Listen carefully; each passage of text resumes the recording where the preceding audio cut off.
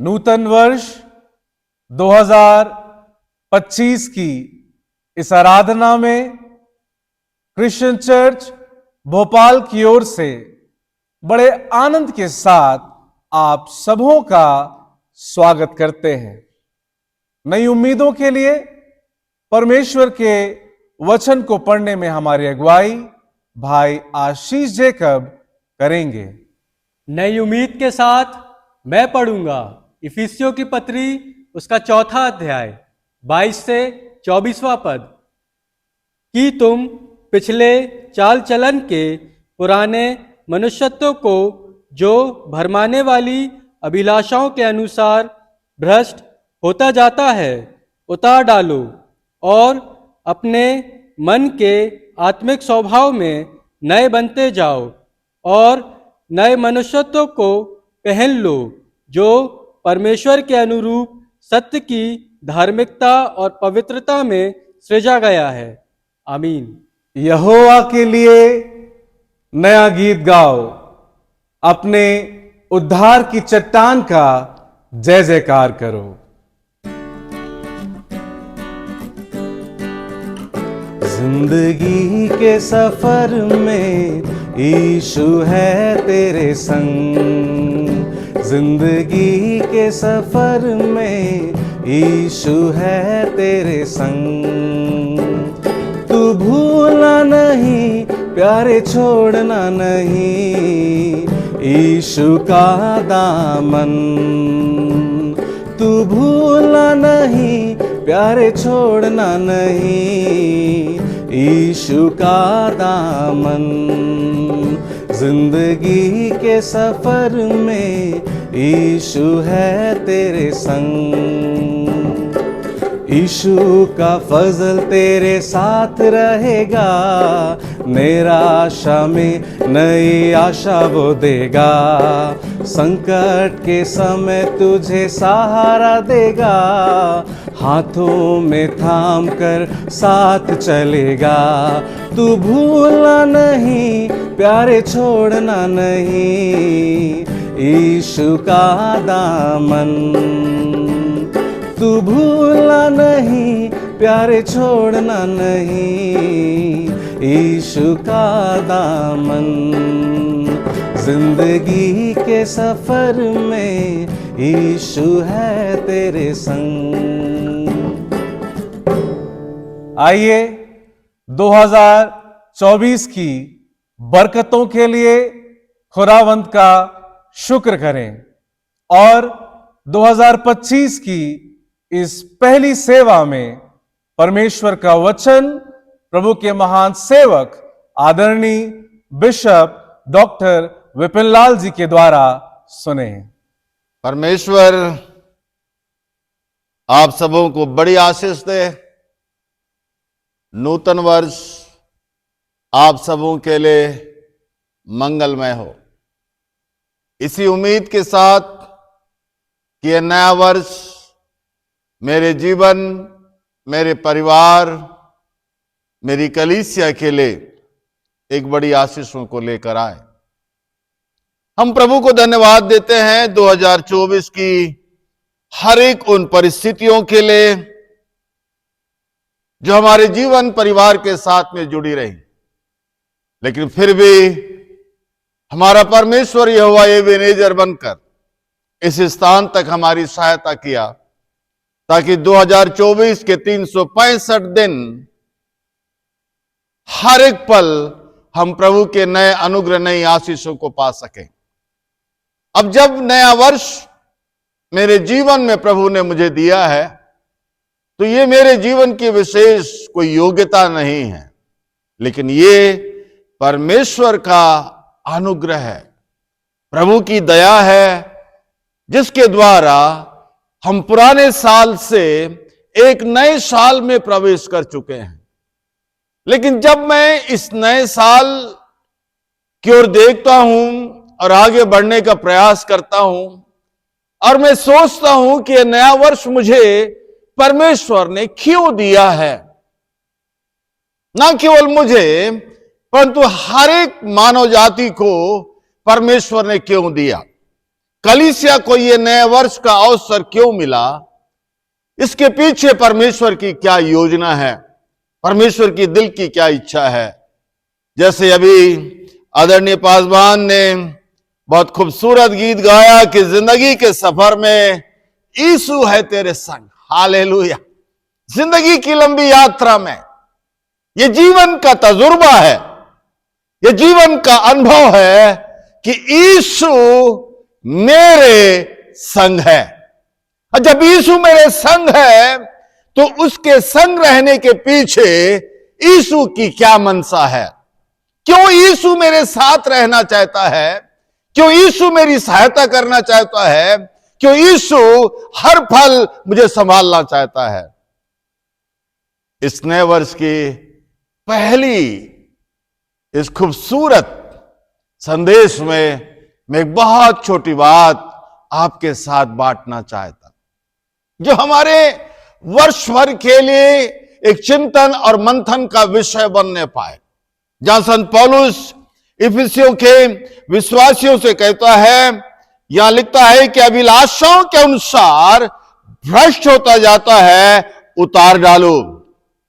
वे बातें जो हमारी जिंदगी को बेचैन करती हैं, वे बातें जो हमारी जिंदगी को कलुषित करती हैं, वे बातें जो हमें खुदा से दूर ले जाती हैं, वे बातें जो हमें आशीष को पाने से रोकती हैं, वे बातें जो हमें और अब मेरे जीवन को बर्बाद करती हैं, पौलुस कहता है उतार डालो। पहली बात, यह नया साल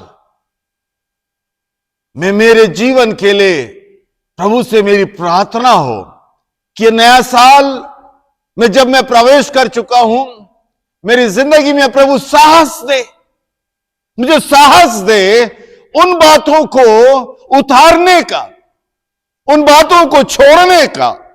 प्रभु मुझे साहस दे। कई बार हम अपनी जिंदगी में बहुत सी बातों का ज्ञान तो हमारे पास में होता है, कई बार हमें मालूम है कि क्या अच्छाइयां हैं, क्या बुराइयां हैं, कई बार हमें मालूम है कि हमें कहां खड़े होना है और क्या कहां नहीं होना है, कई बार हमें मालूम होता है कि हमें क्या खाना है और क्या नहीं खाना है, कई बार हमें मालूम होता है हमें क्या बोलना है क्या नहीं बोलना है। लेकिन उसका ज्ञान रखने के बाद भी हम साहस नहीं कर पाते। पौलुस इफिसियों के विश्वासियों को आंतरिक रूप से उन्हें उत्साहित करता है, उनके आत्मबल को बढ़ाता है और ये कहता है कि परमेश्वर की हर एक आशीषें पाने के लिए हमें साहसी बनना है। हर एक उन बातों को उतारने के लिए। इसलिए तो संत पौलुस बार बार अपने पत्रियों में कहता है कि मैं पापी हूं। उसने अपनी जिंदगी में परमेश्वर से पाने के लिए अपने जीवन में साहस को जुटाया। यह साहस परमेश्वर के द्वारा नहीं है, लेकिन साहस आपको और मुझको करना है।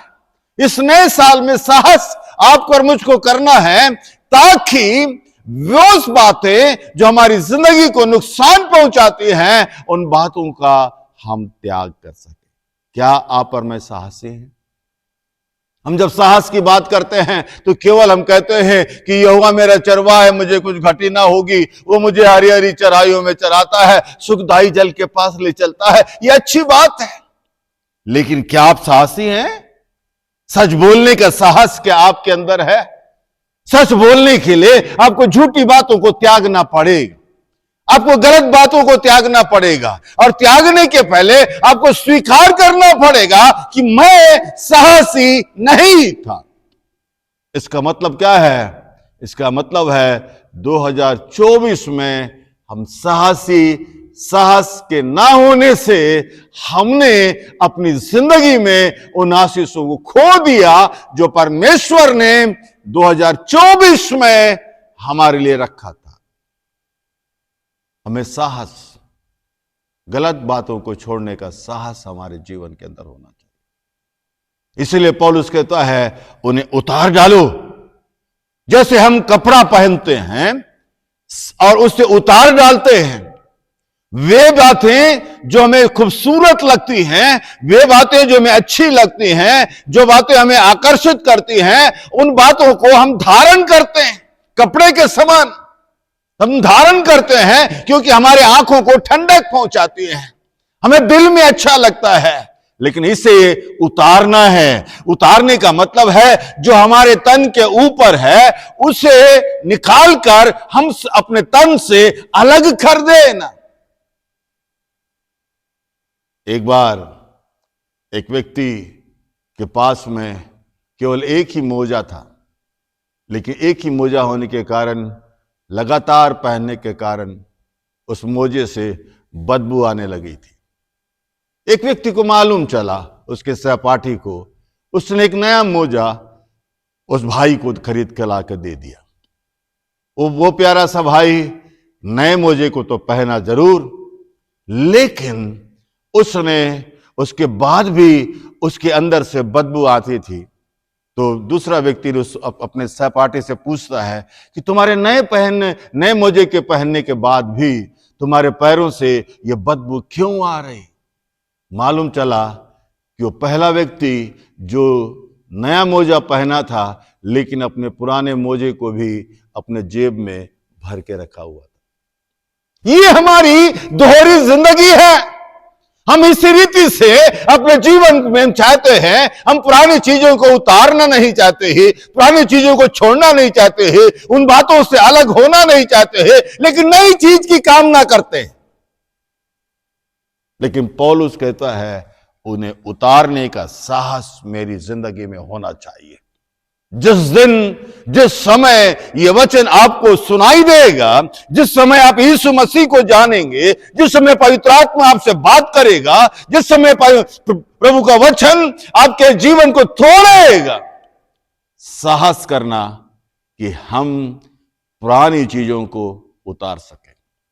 उतारने का काम परमेश्वर नहीं करेगा, उतारने का काम आपको और मुझको करना है। जीवन के अंदर साहस के साथ एक निर्णय लेना है। दूसरी बात यहां पर लिखा हुआ है, ना केवल उतारना है, लेकिन इसके साथ में एक नई चीजों को धारण करना है, नई चीजों को पहनना है, नई चीजों को अपने जीवन में स्थान देना है। ये नई चीजें कौन सी है मेरे मित्रों? उसके 24वें पद में लिखा हुआ है कि सत्य की धार्मिकता। यह सत्य की धार्मिकता क्या है? 2024 में हमने अपनी धार्मिकता के द्वारा, अपने सोच विचार के द्वारा, अपने बनाए गए जीवन के द्वारा हम प्रभु की समीपता में बने रहने का हमने प्रयास किया। लेकिन प्रभु 2025 हमारे जीवन में इसलिए दिया ताकि हम उस धार्मिकता को जो प्रभु यीशु मसीह से प्रारंभ होता है, उस धार्मिकता को, उस धार्मिक जीवन को जो प्रभु यीशु मसीह के महान बलिदान के द्वारा, यीशु मसीह के द्वारा प्रारंभ होता है, उस धार्मिकता को हमें अपने जीवन के अंदर न केवल स्वीकार करना है, परंतु उससे अपने जीवन के अंदर बनने के लिए प्रार्थना करना है। धार्मिकता, ऐसी धार्मिकता जो हमें परमेश्वर की महिमा का कारण बना सके। पौलुस कहता है कि उस सत्य की धार्मिकता, उस सत्य की धार्मिकता जहां सत्य जो स्वयं प्रभु यीशु मसीह है, उसकी धार्मिकता, न केवल पादरी विपिनलाल की धार्मिकता। मुझे आत्मिक जीवन में मेरी धार्मिकता की आवश्यकता नहीं है, क्योंकि मेरी धार्मिकता परमेश्वर के सामने मैले गंदे चिथड़ों के समान है। लेकिन जब मैं अपने जीवन के अंदर उन सारी बातों को उतारता हूं, तो प्रभु यीशु मसीह की धार्मिकता मेरे जीवन को पूरी रीति से कवर करता है। यीशु मसीह की धार्मिकता, और लिखा हुआ है न केवल सत्य की धार्मिकता, लेकिन लिखा हुआ है आगे चलकर कि पवित्रता। ये दो, सत्य की धार्मिकता और ये जो पवित्रता, ये दोनों बातें प्रभु यीशु मसीह परमेश्वर का गुण है, परमेश्वर में है, परमेश्वर से है और परमेश्वर के लिए है। क्या आप 2025 में एक नई आशीष पाना चाहते हैं? क्या 2025 आपके जीवन, आपके परिवार के लिए आशीषमय हो। 2025 क्या आपकी सेवाओं के लिए आशीषमय हो। तो प्रभु हमें साहसी बनाए ताकि हम अपनी गलतियों को न केवल जाने परंतु उन गलतियों को छोड़ने का साहस हम परमेश्वर के सामने कर सके और प्रभु से कह सके कि प्रभु मैं इस रास्ते में, इस स्थान में, इन विषयों में मैं कमजोर हूं, मैं अपनी गलतियों को स्वीकार करता हूं, लेकिन अब से मैं अपना जीवन तुझे देता हूं ताकि तेरी धार्मिकता और पवित्रता के द्वारा 2025 में मैं एक नई आशीष को पा सकूं। आइए हम प्रार्थना करें। हमारे जीवित अनुग्रहकारी प्रभु, 2025 मेरे जीवन, मेरे परिवार, मेरी कलीसिया, मेरे देश के लिए एक नई आशीषों को लेकर आए। एक पुरानी बातों को छोड़कर एक नई आशीषों को पाने के लिए हम में से हर एक की सहायता करें। हमें साहसी बनाएं ताकि हम सत्य की धार्मिकता और पवित्रता के साथ हर रोज हम आगे बढ़ सके। इस प्रार्थना को प्रभु यीशु के नाम से मांगते हैं, आमीन।